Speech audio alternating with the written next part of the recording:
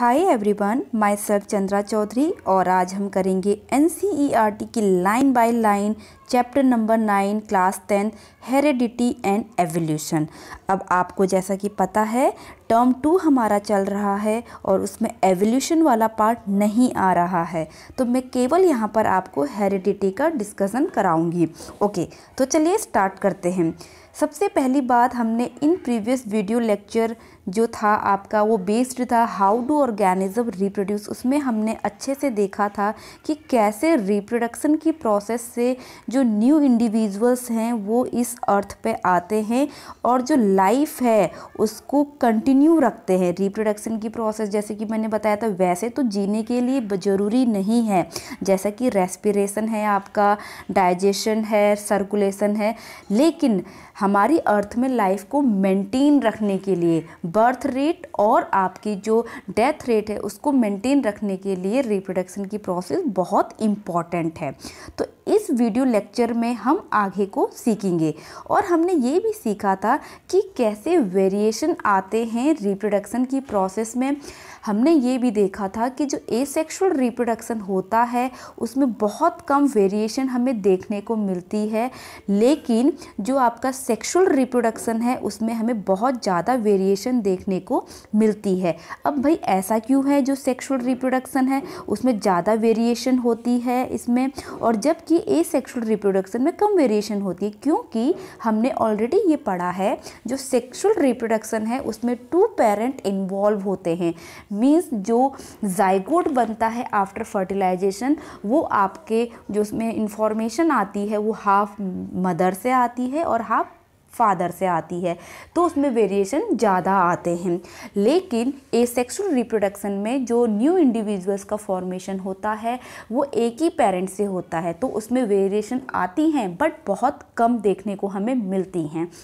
Okay, लेकिन इस chapter में हमें आज देखने को मिलेगा कि भाई वेरिएशन आती कैसे है और कैसे वो आपके 1 जनरेशन से 2 सेकेंड जनरेशन, 3rd जनरेशन या जनरेशन टू जनरेशन वो कैसे इनहेरिटेड होती है, इस चैप्टर में हम देखने को मिलेगा। ओके, तो सबसे पहले है देखिए आपका accumulation of variation during reproduction. Means इसका मतलब ये हुआ कि रिप्रोडक्शन की प्रोसेस के दौरान कैसे वेरिएशन एक्यूमुलेट होते हैं, मीन्स वो इकट्ठे होते हैं।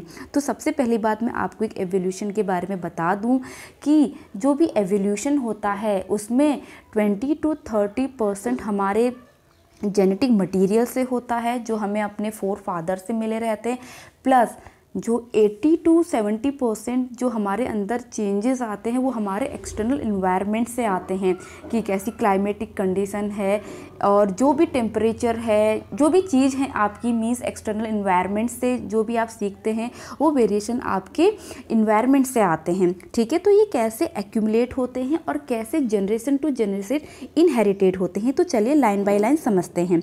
Inheritance from the previous generation provides both a common basic body design and subtle changes in it। इसका मतलब ये है कि आपने देखा होगा कि कोई भी स्पीसीज़ है जब उसमें रिप्रोडक्शन होता है तो उनके जो ऑफस्प्रिंग होते हैं उनका बॉडी डिज़ाइन सेम होता है। लाइक ह्यूमंस के बेबी ह्यूमंस ही पैदा होते हैं, कैट के बेबी कैट ही पैदा होते हैं, लेकिन फिर भी हमें इंडिविजुअल्स टू इंडिविजुअल्स अगर हम देखें तो उनमें छोटे छोटे डिफरेंसेस होते हैं। जैसे अगर ह्यूमंस की बात करूं तो ह्यूमंस में क्या क्या देखो डिफरेंसेस हो सकते हैं। बॉडी डिज़ाइन सबका सेम है लेकिन आँखों के कलर में डिफरेंस होता है, बालों के कलर में डिफरेंसेस होता है, स्किन कॉम्प्लेक्स में डिफरेंस होता है, फ्री लोब होते हैं और किसी के जॉइंट लोब होते हैं, एयर आपने देखा होगा, तो ये आपकी वेरिएशन कहलाते हैं। आई होप आपको मेरी ये बात समझ में आ रही होगी और यही वेरिएशन आपके जनरेशन टू जनरेशन फिर इनहेरिटेड होते हैं। ओके, तो देखिए यहाँ पर आपका एक बैक्टीरिया का एग्जाम्पल दिया है कि कैसे वेरिएशन आता है और यही वेरिएशन कैसे हेल्प करता है सर्वाइवल के लिए। प्रीवियस चैप्टर में हमने ये सीखा था कि वेरिएशन बहुत इम्पॉर्टेंट होता है सर्वाइवल के लिए, क्योंकि जैसे कि मैंने अभी बताया ना कि आपको 70 to 80% जो चेंजेस आते हैं, वेरिएशन आती हैं, वो इन्वायरमेंटल कंडीशन की वजह से आती हैं और जो इस क्लाइमेटिक चेंजेस जो होते हैं हमारी अर्थ में उसको जो सर्वाइव कर पाता है वही आपकी स्पीसीज़ बच जाती हैं और वही जनरेशन आगे को बढ़ती है। तो यहाँ पर आप देख पा रहे हैं एक जैसे बैक्टीरिया है, यहाँ पर एसेक्सुअल रिप्रोडक्शन का दिखाया गया है, ये एक बैक्टीरिया है। अब इससे दो बैक्टीरिया बने जिनका बॉडी डिज़ाइन देखने को देखो सेम है, बट फिर भी इसमें छोटा सा एक डिफरेंस आया है इनमें और इनमें। अब इनसे फिर अगेन दो बैक्टीरिया बने हैं, बॉडी डिज़ाइन देखने को देखो सेम है, लेकिन फिर भी इनमें डिफरेंसेस आए हैं, तो आपको ये देखने को मिल रहा है। तो इस तरीके से यहाँ पे वेरिएशन हमें देखने को मिल रहा है। अब यहाँ पर आप देखिए कि जो वेरिएशन इस सेकंड, ये पेरेंट है, ये फर्स्ट जनरेशन है और ये आपकी सेकंड जनरेशन है। तो आपको देखने को मिल रहा है जो सेकंड जनरेशन है उसमें जो फर्स्ट जनरेशन में जो वेरिएशन आया था वो तो आया ही हुआ है, प्लस जो उसमें हमें कुछ नया भी देखने को मिल रहा है। अब ये नया कहाँ से देखने को मिला होगा, उसकी क्लाइमेटिक चेंजेस से इसमें आपका आया होगा। अब देखिए जब कभी भी क्लाइमेटिक कंडीशन चेंज होती है, सपोज बैक्टीरिया की बहुत ज़्यादा स्पीसीज़ है और इस टाइप का वेरिएशन यहाँ आया है लेकिन यहाँ नहीं आया है, लेकिन क्या सारा का सारा वेरिएशन हमारे इन्वायरमेंट में या फिर जो भी अर्थ में रहने के लिए हमें हेल्प करता है? Of course not. देखिए सपोज यहाँ पे मैं कट कर रही हूँ इसे, सपोज जो आपका ये वाला वेरिएशन है ये हीट रेसिस्टेंस वाला है और इसमें जो वेरिएशन आया है ये हीट रेसिस्टेंट नहीं है, नया आपको कैरेक्टर देखने को मिल रहा है। अब क्लाइमेटिक कंडीशन चेंज हो गई, बहुत ज़्यादा हीट हो गई, तो आप खुद ही बताइए कि इनमें से कौन सी वाली जो ऑफस्प्रिंग है वो सर्वाइव कर पाएगी? ऑफ कोर्स ये वाली सर्वाइव कर पाएगी, क्योंकि उसके पास रेसिस्टिविटी है, इसके पास नहीं है, ये सब मर जाएंगे, जबकि ये आपके सर्वाइवल कर पाएंगे और इनकी आने वाली ऑफस्प्रिंग में यही जो वेरिएशन है वो आगे को बढ़ेगा और जनरेशन टू जनरेशन और उसकी स्पीसीज़ धीरे धीरे बढ़ती चली जाएगी और न्यू पॉपुलेशन बनाएगी, जबकि ये वाले जो वेरिएशन है वो एक दिन ख़त्म हो जाएंगे। आई होप आपको ये बात समझ में आई हो कि कैसे एक्यूमुलेशन होता है एंड कैसे ये हेल्प करता है सर्वाइवल के लिए। चलिए अब नेक्स्ट टॉपिक हम पढ़ते हैं, ये है आपका हेरिडिटी।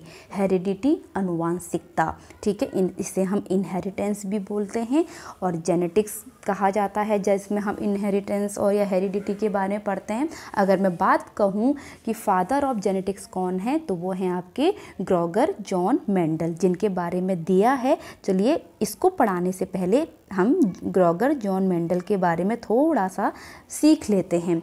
तो देखिए यहाँ पे ग्रोगर जॉन मेंडल, जिनका जन्म हुआ था 1822 को और उनकी मृत्यु हो गई थी 1884 में। तो थोड़ा सा मैं इनके बारे में बताना चाहूँगी कि ये मॉनेस्ट्री से पढ़े हुए हैं और इनको साइंस और मैथमेटिक्स में बहुत ज़्यादा इंटरेस्ट था। तो इन्होंने जो पढ़ाई की है वो की है वियना की आपकी यूनिवर्सिटी से, लेकिन इनके अंदर पता है एक बहुत बड़ा डर होता था फेल होने से। तो ये फेल होने से ना, जैसे एग्ज़ाम देने से डरते थे, क्योंकि इनको डर रहता था कि कहीं मैं फेल ना हो जाऊं, ठीक है।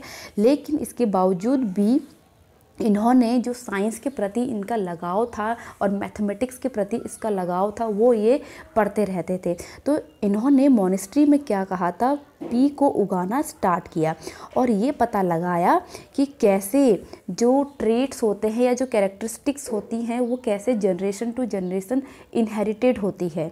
अब यहाँ पर मैंने दो वर्ड बोले, कैरेक्टरिस्टिक्स और ट्रेट्स, ये क्या हैं अभी आपको मैं समझाऊंगी, क्योंकि ये मेंडल्स के टर्म्स हैं, इन्हें जानना बहुत ज़रूरी है, वरना आपको ये समझ में नहीं आएगा। देखिए सबसे पहली बात अगर मैं बात करूँ, यहाँ पर थोड़ा सा इसको पढ़ लेते हैं।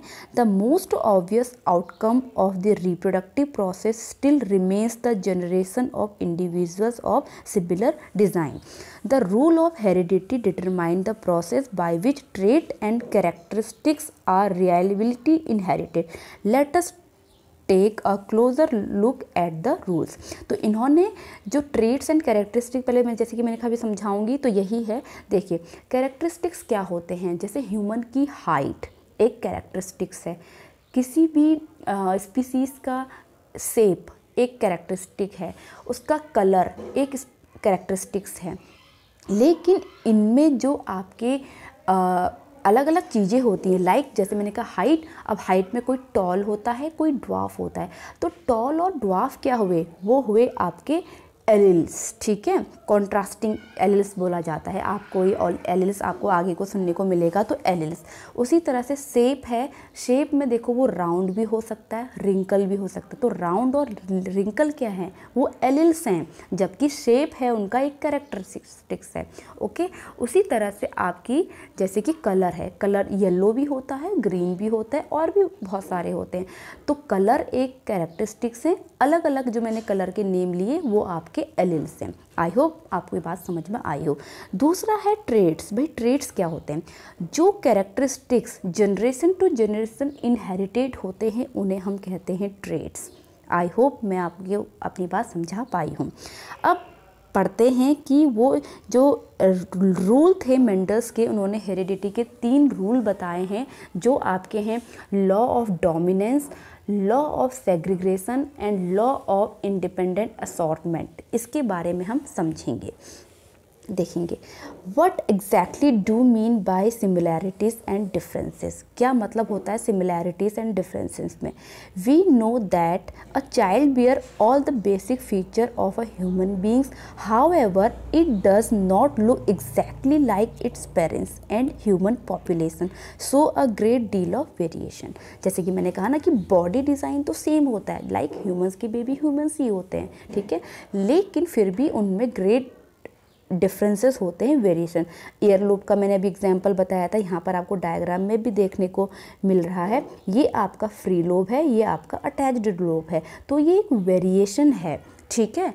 तो है कान दोनों का, देखिए कान दोनों में है, बॉडी डिज़ाइन सेम है, लेकिन वेरिएशन है। बालों का कलर जैसे एक वेरिएशन है, आँखों का कलर एक वेरिएशन है, ठीक है। तो सबसे पहले हम अब रूल्स पढ़ लेते हैं मेंडल्स के, जो बहुत इंपॉर्टेंट हैं। Rules for the inheritance of traits and Mendel's contribution, ठीक है। ट्रेड्स जैसे कि मैंने आपको बताया, ऐसे कैरेक्टर्स जो इनहेरिटेड होते हैं, जो नेक्स्ट जनरेशन में जाते हैं, उन्हें हम ट्रेड्स कहते हैं। क्लियर।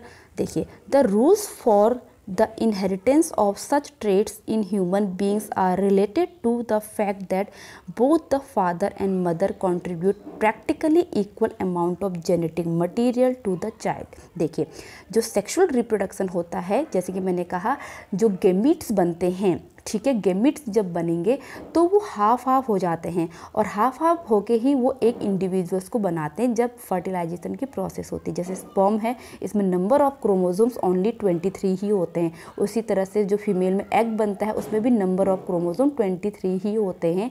जब जाके इनका फ्यूज़न जब होगा तब ये 46 कंप्लीट करेंगे। तो ऐसा हर बार होता है, ठीक है। तो इसीलिए जो ये जाइगोट बना है, जिससे न्यू बेबी का फॉर्मेशन होगा, उसमें 50% कैरेक्टर आए हैं मेल से और 50% कैरेक्टर आए हैं फीमेल से। यही बात यहाँ पर कही गई है।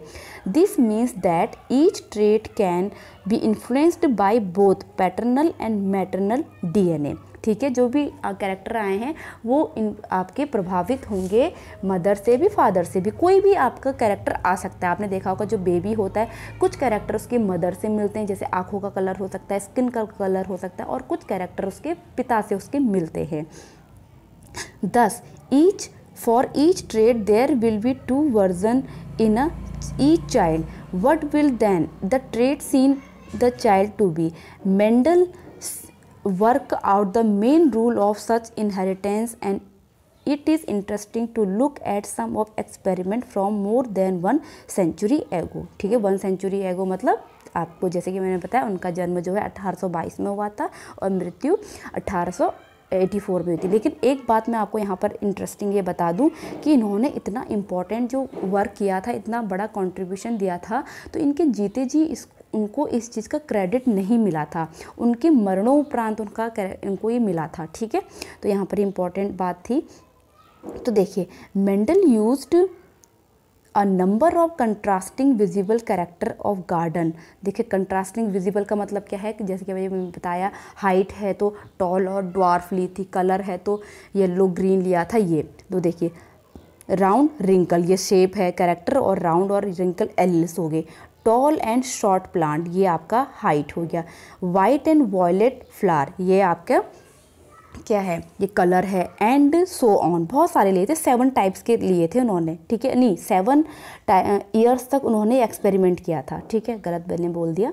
तो इसके बाद है आपका ही two P plant with different characteristic, a tall plant and short plant produced progeny by cross them and calculate the percentage of tall and short progeny। Means उन्होंने पहले जो क्रॉस कराया था, एक टॉल प्लांट लिया था और एक शॉर्ट प्लांट लिया था, उसके बीच में जो फिर क्रॉस कराया था, उसके बाद जो प्रोजेनी आई F1 जनरेशन जो आई, फीलियल जनरेशन कहा जाता है उन्होंने उसे F1 को।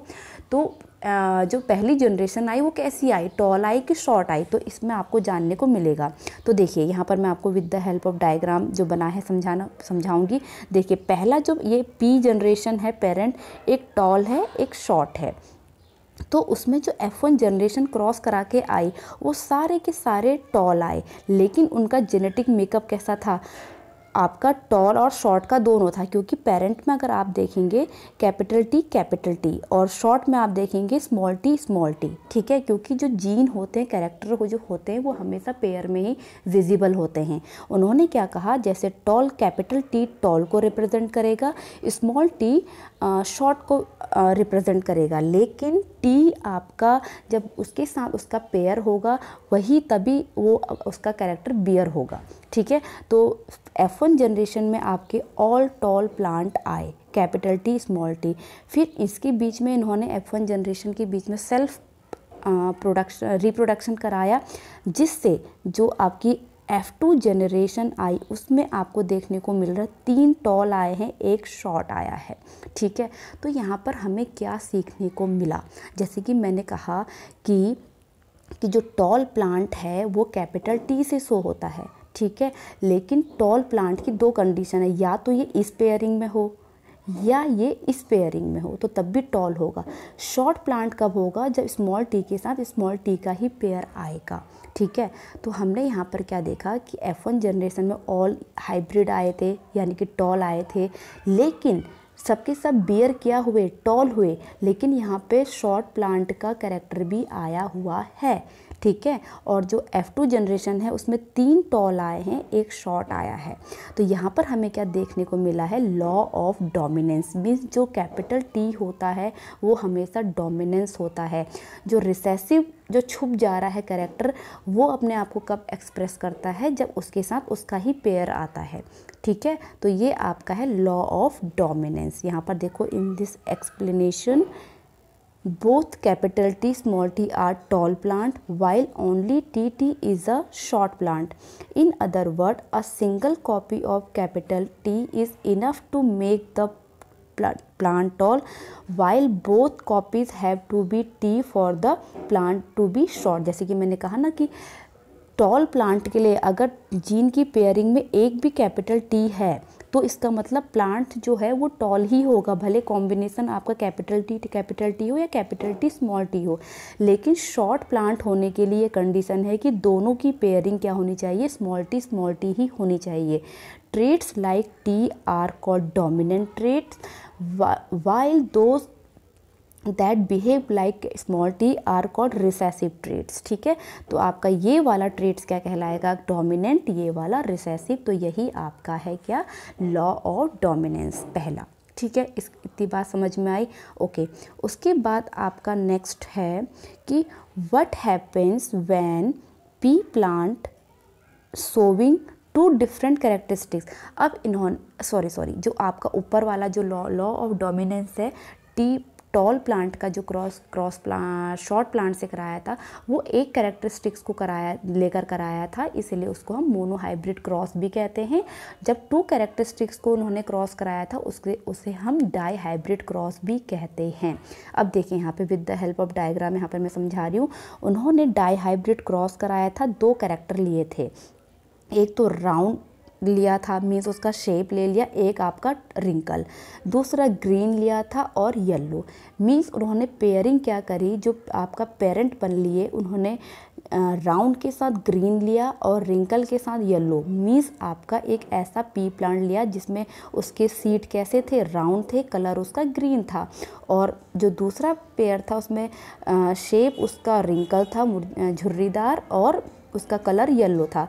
तो उन्होंने जब दोनों के बीच में क्रॉस कराया, जो F1 जनरेशन आई, सब के सब कैसी आई, राउंड और येलो आई। ठीक है, यहाँ पर लॉ ऑफ डोमिनेंस, जैसे कि कैपिटल T देखो और स्मॉल कैपिटल R आपका किसको शो कर रहा है, राउंड को, स्मॉल r आपका रिंकल को। लेकिन अगर कैपिटल R अगर बियर हो रहा है तो राउंड ही आएगा, आपका रिंकल कब आएगा, जब R के साथ R आएगा। ठीक है, उसी तरह येलो। अब जब आपके F1 जनरेशन के बीच में जब सेल्फ क्रॉस कराया गया, ठीक है, तो यहाँ पर उनने क्या देखा कि जो मोस्ट ऑफ आपके यहाँ पर सीड आए थे, तो यहाँ पर राउंड येलो 9 आए, राउंड ग्रीन यहाँ पर 3 आए, रिंकल येलो यहाँ पर 3 आए और रिंकल ग्रीन यहाँ पर 3 आए। ठीक है, 9:3:3:1 आए। तो यहाँ से निकल कर आता है आपका लॉ ऑफ इंडिपेंडेंट असॉर्टमेंट। अब इसको समझिए, ये है क्या, इसका मतलब क्या है। तो देखिए, जैसा कि उन्होंने P1 जो पेरेंट जनरेशन थी उसमें देखो क्या लिया था उन्होंने लिया था राउंड के साथ ग्रीन कलर लिया था। ठीक है, दूसरा आपका ये गलत हो गया कॉम्बिनेशन, उन्होंने क्या करा था, राउंड के साथ येलो कॉम्बिनेशन लिया था। ठीक है, सीड का, और रिंकल के साथ आपका ग्रीन कलर लिया था।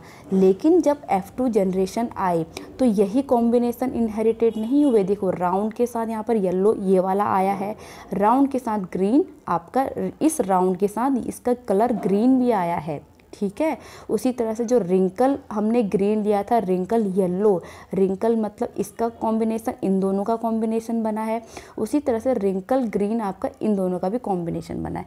मीन्स ये दो और ये दो तो इनहेरिटेड हुए ही हुए हैं, प्लस इसका राउंड, इसका येलो भी इनहेरिटेड हुआ है साथ में, और इसका रिंकल, इसका ग्रीन भी इनहेरिटेड हुआ है। तो आई होप आपको मेरी बात समझ में आ रही हो। तो यहाँ पर हमको ये देखने को मिलता है कि जो एलील्स होते हैं वो इंडिपेंडेंटली आपस इनहेरिटेड होते हैं। ये लिंक नहीं होता है कि आपस में राउंड के साथ येलो ही जाएगा और रिंकल के साथ ग्रीन ही जाएगा, ऐसा नहीं होता है। जो अलग अलग किसी भी कैरेक्टर के जो अलग अलग एलील्स होते हैं वो इंडिपेंडेंटली इनहेरिटेड होते हैं। आई होप आपको ये बात भी समझ में आई हो। उसके बाद आपका है कि ये कैसे आपके मतलब एक्सप्रेस्ड होते हैं। तो यहाँ पर ज़्यादा कुछ नहीं है, यहाँ पर मैं ये बताऊँगी कि आपके जो मतलब एक्सप्रेस्ड होते हैं वो इसीलिए होते हैं क्योंकि जो DNA आपका होता है, जैसे कि मैंने कहा ना आपका न्यूक्लियस है, तो वहाँ पे जेनेटिक मटेरियल ये ऐसे होता है। ठीक है, DNA पूरा। लेकिन जब यहाँ पर सेक्सुअल रिप्रोडक्शन होता है तो यहाँ पर क्रोमोसोम्स बनते हैं हाफ इस टाइप से। तो यहीं पर ही आपकी क्या होती है कि जो भी कैरेक्टरिस्टिक्स होते हैं वो अलग अलग आपके एक्सप्रेस्ड होते हैं, वो पेयर में बनते हैं, क्रोमोसोम के उसमें बनते हैं। ठीक है, जैसे कि कोई भी प्रोटीन है, ठीक है, कोई जीन है जो किसी कैरेक्टर को क्या करता है आपका, जैसे टॉलनेस को कोई जीन है वो कंट्रोल करता है। यहाँ पर जो समझाया है मैं आपको इन वर्ड्स में अपने समझा रही हूँ कि कोई भी प्रोटीन है जो जीन है वो किसी हाइट कलर को या हाइट को क्या करता है, आपके कंट्रोल करता है। और आपको पता है हार्मोन्स हमारी बॉडी में सेक्रेट होते हैं, तो वो हार्मोन्स ही वो प्रोटीन को क्या करेगा, कंट्रोल करेगा। ठीक है, तो वो एक्सेस अमाउंट में अगर वो प्रोटीन रिलीज़ करेगा तो हाइट लंबी होगी। लेकिन अगर हार्मोन्स का सिक्रेशन कम हो गया तो वहाँ पर क्या होगा, वो प्रोटीन नहीं बनेगा, एंड वो प्रोटीन न बनने से जो हाइट लंबी होनी थी, टॉल होनी थी, वो नहीं होगी, वो शॉर्ट हो जाएगी। तो इस प्रकार से जो जीन्स होते हैं वो कंट्रोल होते हैं। ठीक है, with the help of hormones जो हमारी बॉडी में रिलीज़ होते हैं। उसके बाद लास्ट टॉपिक है आपका सेक्स डिटर्मिनेशन, मीन्स लिंग निर्धारण कैसे होता है। तो यहाँ पर जो नंबर ऑफ क्रोमोसोम्स होते हैं फीमेल और मेल में, ठीक है, यहाँ पर मैं डायग्राम की हेल्प से समझाऊंगी। तो जो मेल में होते हैं और फीमेल में होते हैं 22 क्रोमोसोम्स आउट ऑफ 23 पेयर। ठीक है, तो वो ऑटोसोम्स होते हैं, सेम्स होते हैं।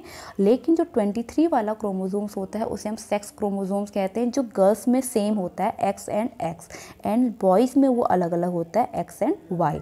तो ड्यूरिंग द सेक्सुअल रिप्रोडक्शन, जैसे कि मैंने कहा था मियोसिस की प्रोसेस होती है, तो यहाँ से 2 गैमेट्स बनते हैं X एंड Y, जबकि गर्ल्स में एक ही बनता है क्योंकि दोनों सेम है X एंड X।